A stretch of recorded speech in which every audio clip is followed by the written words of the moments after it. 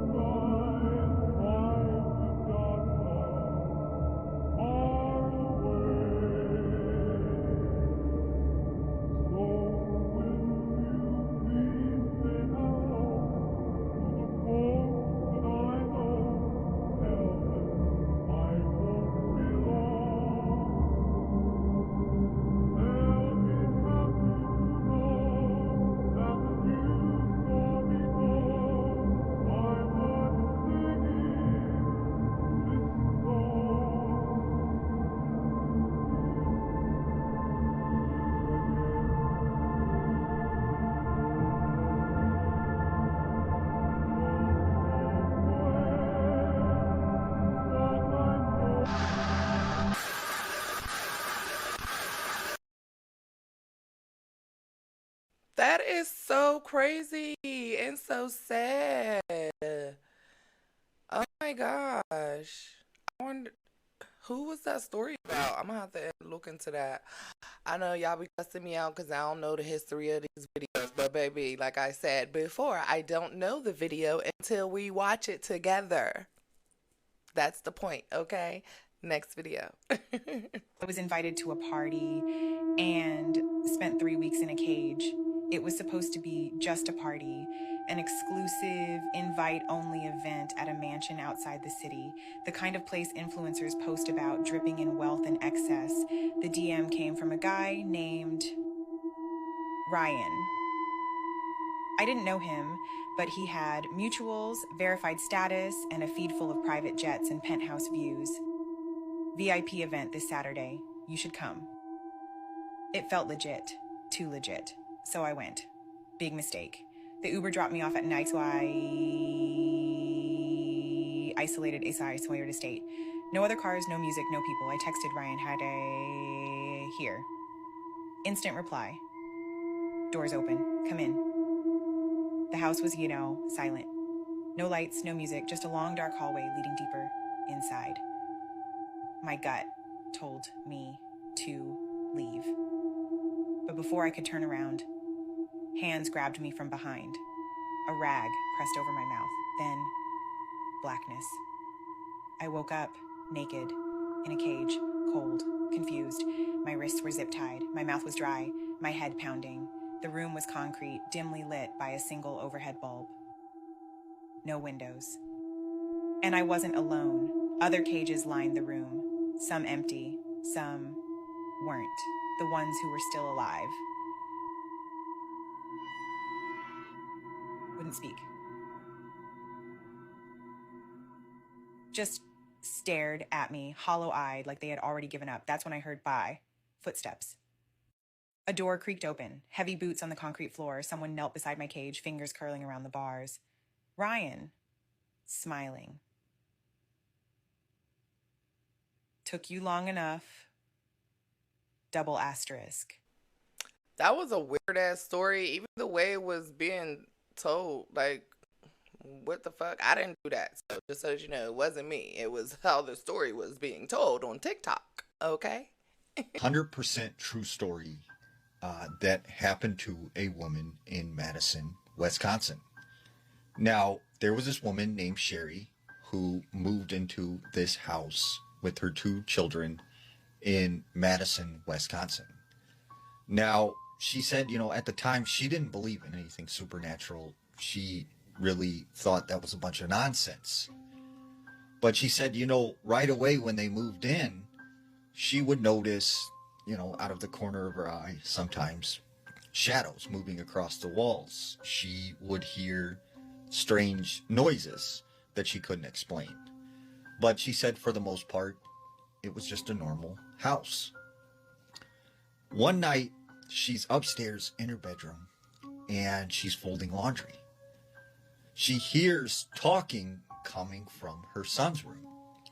So she makes her way over to his room. The door's closed, and she hears her son having a full-on conversation with someone. And she's like, who is he talking to, at 12:30 at night? So she opens the door, and when she looks in his room, he is not in his bed. So she starts yelling for him. She looks down and sees him next to the side of his bed, on his knees, crouched down, with his head under the bed, talking to someone. And she's like, hey, who are you talking to? Like, who's under there? And her son's like, I can't tell you. And she said, what do you mean you can't tell me? Like, who's under the bed? And he's like, I can't say. He'll get mad. And she's like, what? Who's under there? So she runs over to the bed and she looks underneath there. It's empty. There's nothing under there. So she's like, you know what? Just get back in bed. Like, just stop, doing whatever you're doing.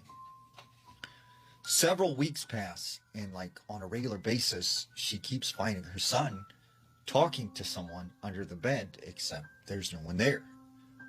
So after a few weeks of this happening, she thinks maybe something is wrong with her son. So she takes him to this child therapist. The therapist assesses him and says, he seems completely fine. It's probably just his imagination. So several months pass and he keeps on doing this. Well, one day she's sitting down in the living room with him and they're talking when she notices he has some scratches and bruises all over his body. And she's like, where did you get those scratches and bruises from? What's going on? And he's like, I can't say, I can't tell you. And she's like, yes, you have to tell me, what is going on with you? And finally he breaks down and he starts crying and stuff. And he just starts freaking out. And then he runs up to his room. So the mom, at this time is like, I don't know what to do. What is going on with my son? She's just panicking. Later that night, she's awoken to her son screaming in his bedroom. She runs as fast as she can. She goes in his room. She finds him halfway underneath the bed. He's grabbing onto the bed frame, and it looks like something is pulling him under the bed. So she immediately grabs him, pulls him out from under the bed. She looks under there. There's no one there. So she's like, you know what? This is weird. You're sleeping with me tonight. You're going to be in bed with me tonight. So they go back to her bedroom. He lays down. He falls asleep. She's sitting in bed. She can't sleep. She's freaked out about this whole situation. When all of a sudden she hears, shh, hey, come under the bed. And she's like, what? She looks over. Her son is sleeping. But then once again she hears, hey, come here under the bed. I need to talk to you. And it's a man's voice. And she's like, no, who are you? Go away. And the man's like, come on, get under the bed. I need to tell you something. And she's like, no, I'm not going under the bed. And she said this man, whoever he was, just started yelling obscenities and getting really angry. So she grabs her son. They get out of the house. And she said she left that night and never went back. And still to this day, that house sits there. And she said she's talked to the neighbors. And they said since she's moved, several families have lived there and they move out immediately.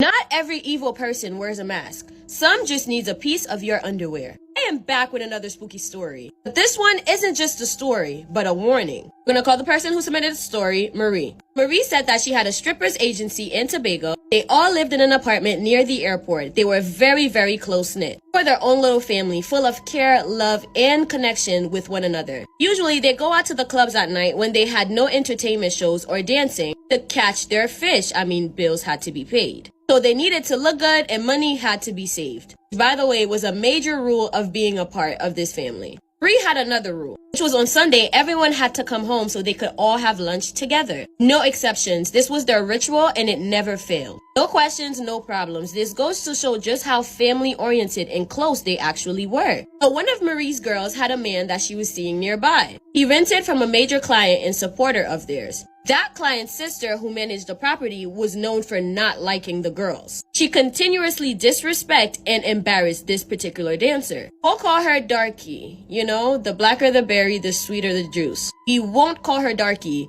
We'll call her Melanin. So Melanin took the disrespect for a long time, quietly and out of respect for elders. This woman, we'll call her Ras, always tried to tax the girls like she's asking them for money. Eventually, Melanin had enough and gave Ras the best Trinbagonian cussings. She cussed she out.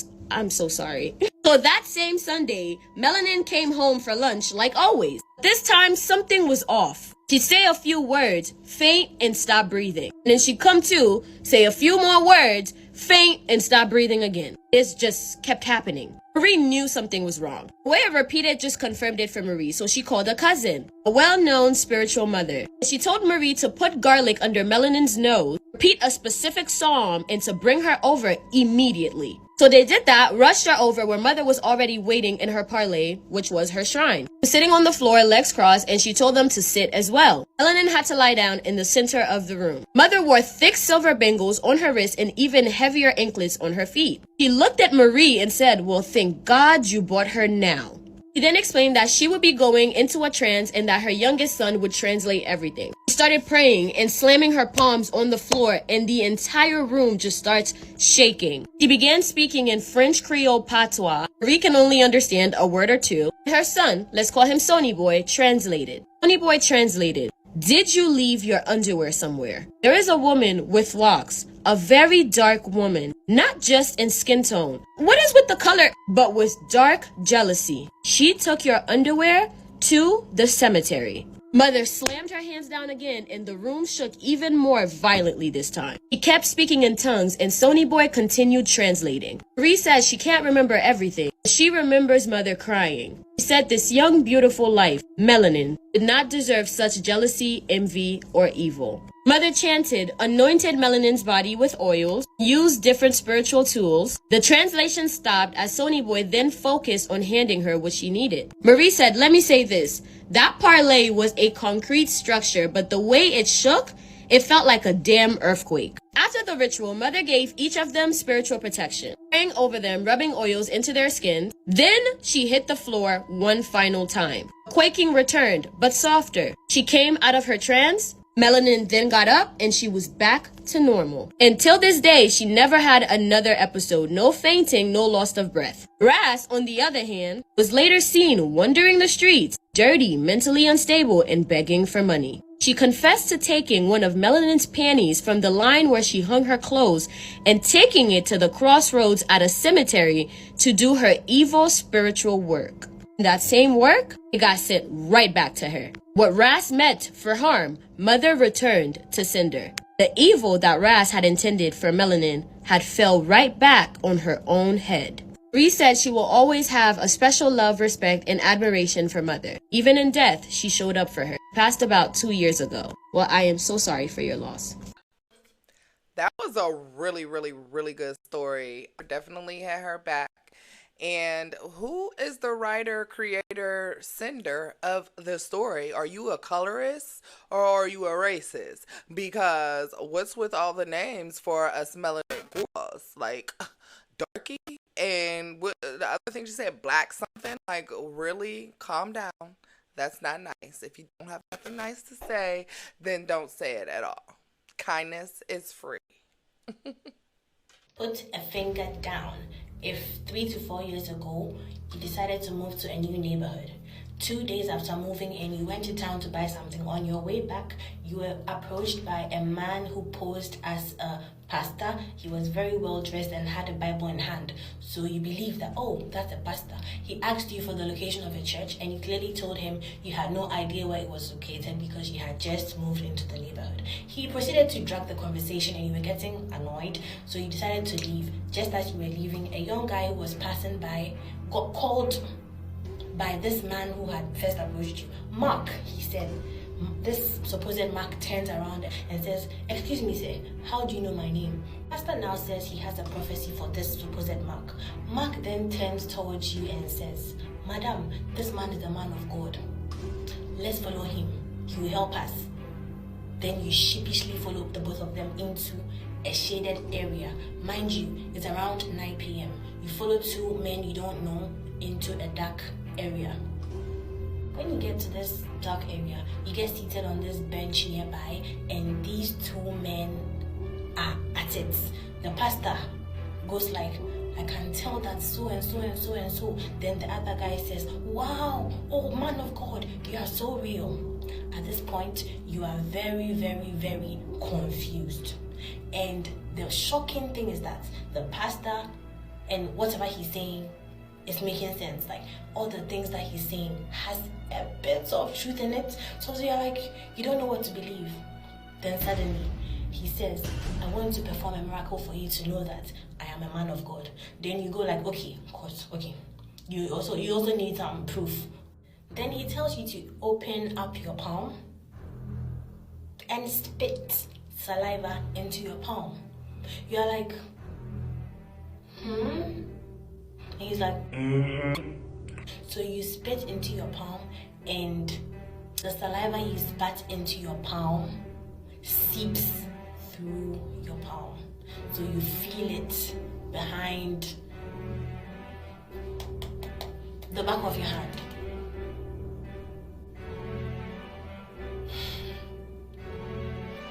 This point is like you're in a trance. You don't hear the cars passing by honking at each other. You don't hear the people speaking as they walk by. You are struck by shock. Meanwhile, this other guy, Mark, is going crazy in the background. "Hey, Pastor, you have done it. You are OD. You are this, you are that, you are that." So you're just there, like, not knowing what to believe, like, shocked at what just happened. Now everything is blurred, things are fuzzy in your mind, you can't think straight. Then this pastor goes ahead to say, "Let me hold some of the stuff you are holding for you." At this point, you are holding your 2 phones, you are holding a bag with your laptop, and there's some stuff you bought from town. Then your subconscious says, "I'm good." Like, I'm good. Then he says, "No, let me hold your stuff for you." So you give him the bag of stuff that you went to buy to hold. Then he says, "The Lord says I should tell you, give me your momo pin." That is when something strikes in your mind. You are like, hold on. Wait a minute. Why does the Lord of Lords need my momo pin? He already knows it. So you're very, there's some doubt over there. Quite dubious. At this point, you really don't know what to think. You know something is wrong, but you can't quite place a finger on what exactly is not right. They proceed to ask you questions like, so do you live alone? Are you a student? Do you work? It's like, this is all beginning to sound very, very familiar. So you remember that your sister was scammed by some hypnotist some time ago, and she withdrew all the money in her savings and gave to them. So this story keeps coming back to you. So you suddenly act smart and say, "Oh no, we actually have 2 roommates and they are waiting for you for the stuff you bought. You went to town to buy, so you have to take it back to them." So you take the stuff and start heading towards the building where you live, which actually was just a stone throw from where you were seated with actors. Climb up to the wrong floor, the floor that you were not on, hide behind a window and look down to see if they are still hovering about, and you call your sister, and your sister tells you, oh, this is what is happening. Be strong, don't be scared. You stay up there for a while, close to 10 minutes. You look down again, and there's no one there. Oh, they were nowhere to be found. And that is when you came to the realization that you were almost scammed by hypnotists in Accra. So you run to your room to pack your stuff and hurriedly rush over to your friend's place to spend a night or two because you are scared and can't sleep in your room, and you cannot with your community, your new neighborhood. You are scared of living there. And you get there and you still can't sleep, and you were shocked for the next few months.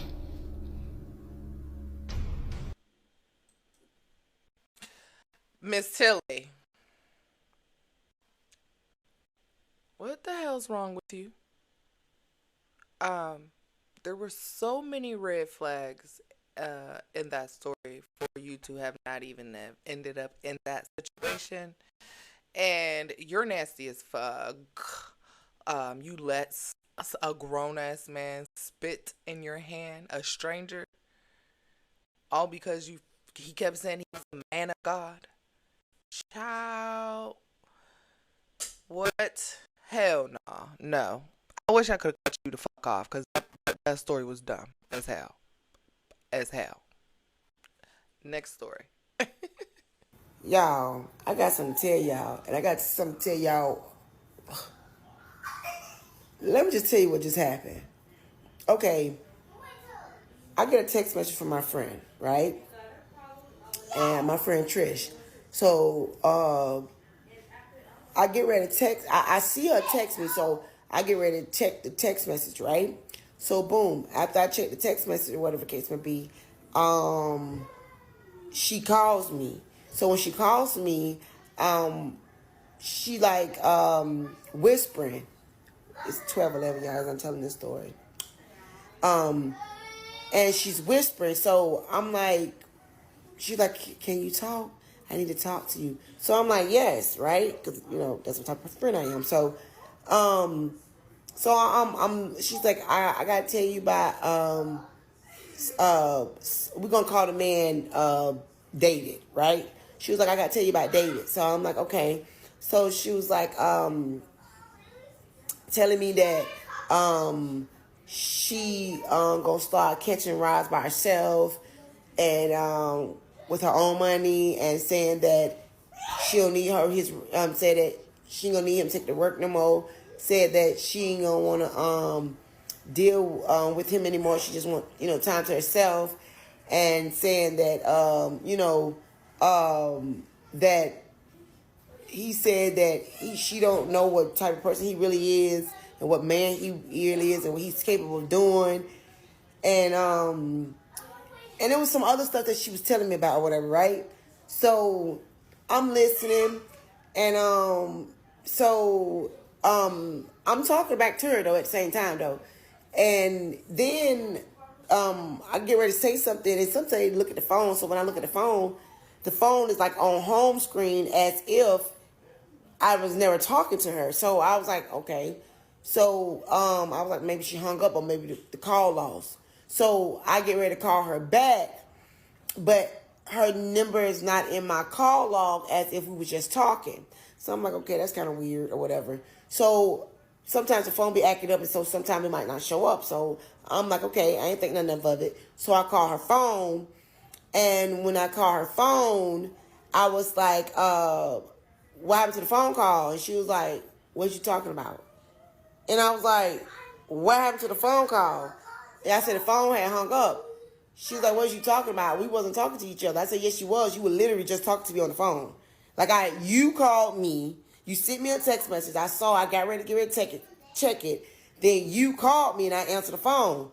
And you was whispering, and you said you was tired, and you got to get up and go take your client somewhere. And then she was like, she got to take her client somewhere in the morning. And then she proceeded to say, I said, you proceeded to tell me that you wanted to talk to me about something. And so she was like, Natasha, no. I said, listen, Trish, don't play with me. I just got the phone with you. Me and you verbally talked to each other. She said, Natasha, you did not talk to me. I said, listen to me, Trish. You just got the phone with me. I just talked to you. This is exactly what you told me. She said, no, I sent you a text message. And the stuff that you're saying is in the text message or the voice text that you sent me. I said, I didn't get a chance to check the text message thing because you called me and we proceeded to have a conversation. She tells me, Natasha, I did not call you. So she proceeded to check her call log.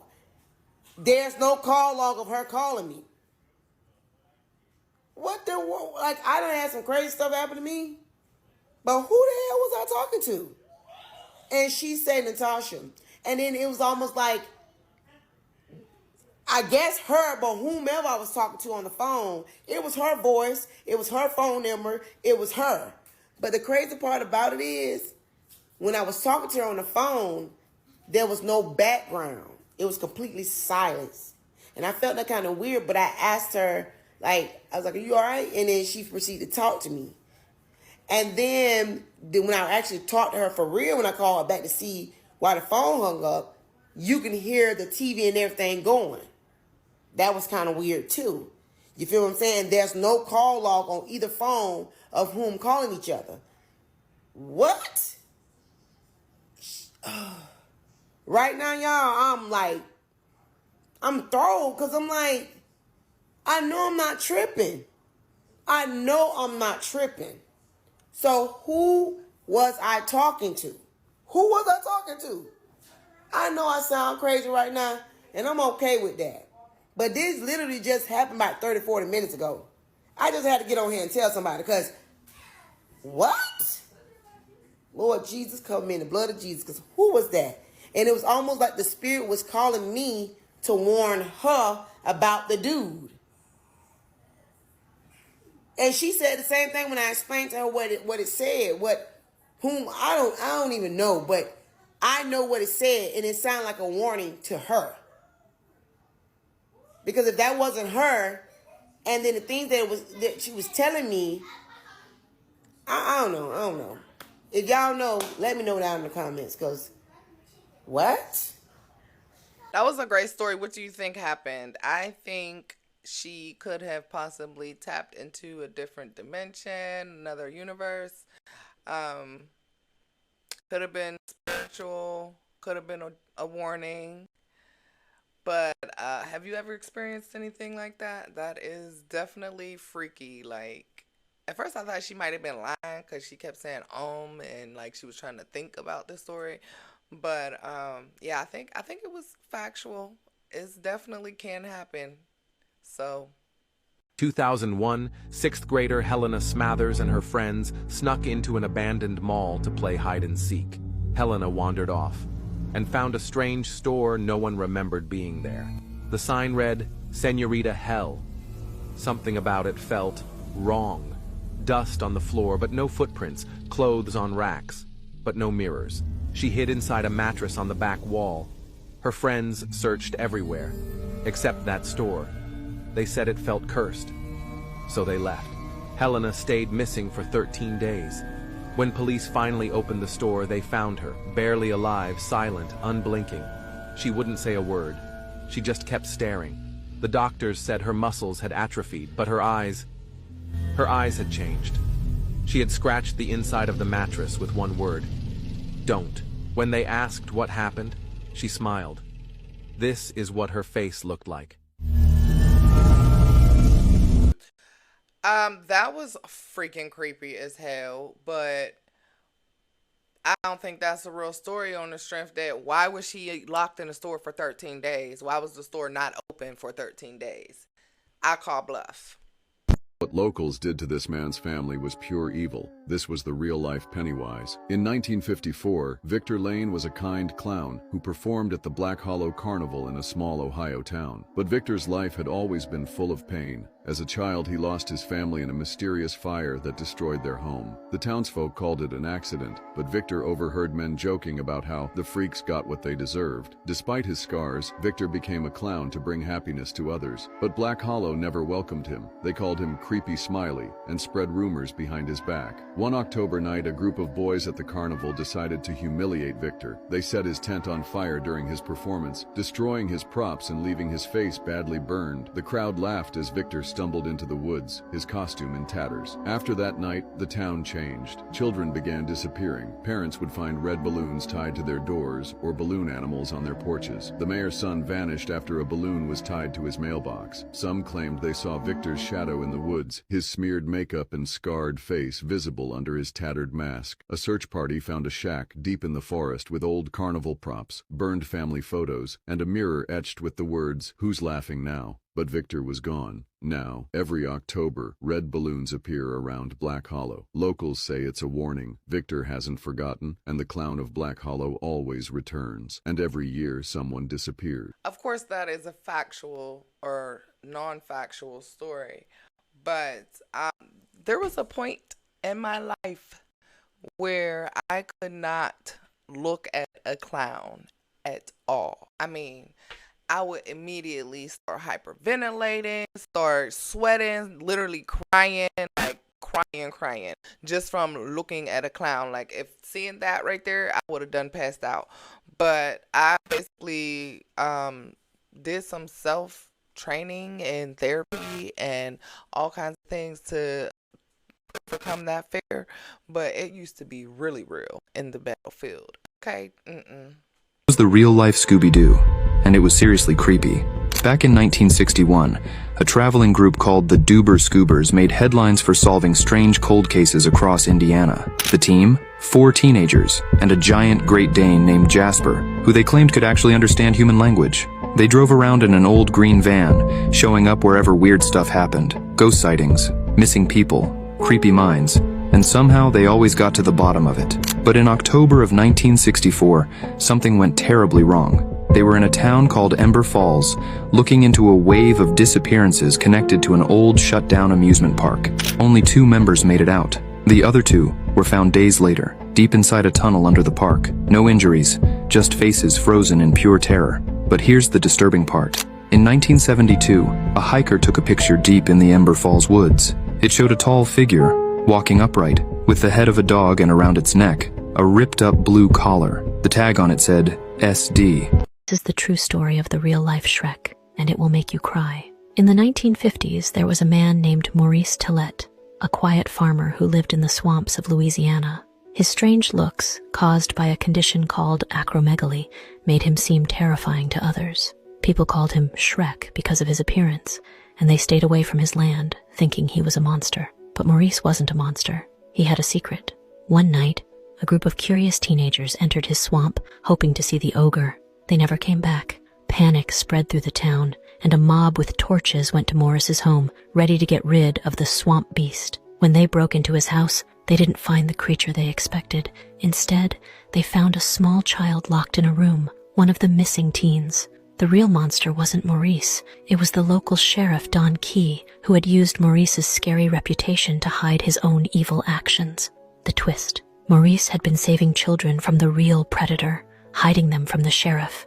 After the truth was uncovered, Maurice disappeared, leaving the town to wonder if the real Shrek was still out there, protecting innocent people. Of course, these stories are fake, but I like the creativity that the creators bring to them and make them turn into something completely different than what we know them for. That's why they're in here, okay? We know they're fake. Never forget the night when I saw this man with a chainsaw. I used to work in 7-Eleven, and I'd just finished my night shift at the 7-Eleven. The rain was starting to come down as I locked up and headed home. The streets were empty, and I was exhausted. As I turned a corner, I saw a large man standing under a streetlight. He wore a white shirt, black pants, and a mask. In his hand, he held a chainsaw. My heart raced as I walked past him, trying not to draw attention, but he started to follow me. I broke into a run, my footsteps splashing through the puddles. I could hear him behind me, but I didn't dare look back. Finally, I saw the police station up ahead and rushed inside, breathless and terrified. I told the officers what happened, but when they went outside, the man was gone. One of the policemen looked at me grimly and said they'd been searching for a serial killer who'd already taken the lives of a few women. The next morning, I heard on the news that the chainsaw man had struck again, taking another victim during the night. I couldn't shake the feeling that I'd narrowly escaped a terrible fate. Guys guessed the character of woman that I used in this story. Hint, she is a famous Hollywood actress.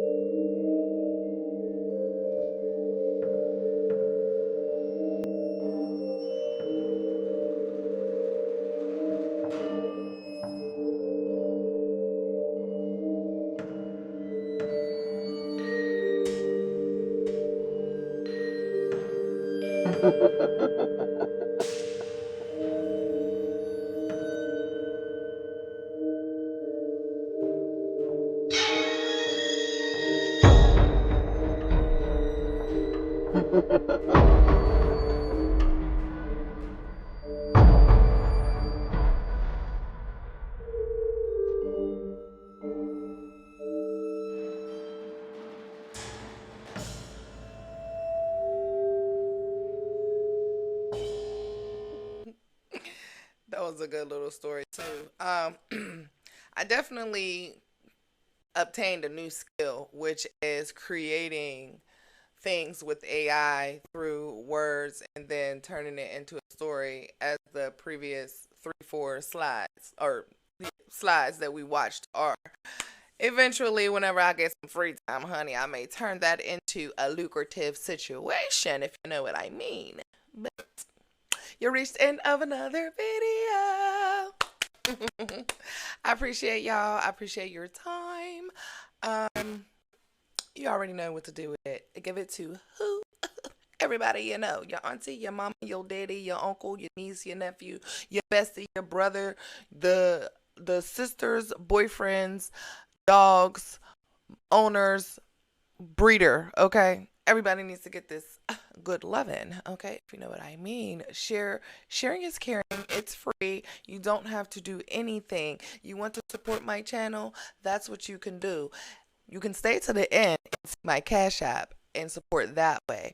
Or you can just share the channel, share the love, like, comment, and make sure you're subscribed. Make sure you stay subscribed, okay? And you can also get to a membership and you'll have access to about 50 other videos that are not on the playlist and get to know me a little bit better. But yeah, y'all, I appreciate y'all. I appreciate your time. And till the next one, Audi 5000. Ashe. Open my third eyes on my way. I'ma open my one eye, be in the dimension. You hold my body, but I'm not a Christian. I'm not a religion, but you do it true.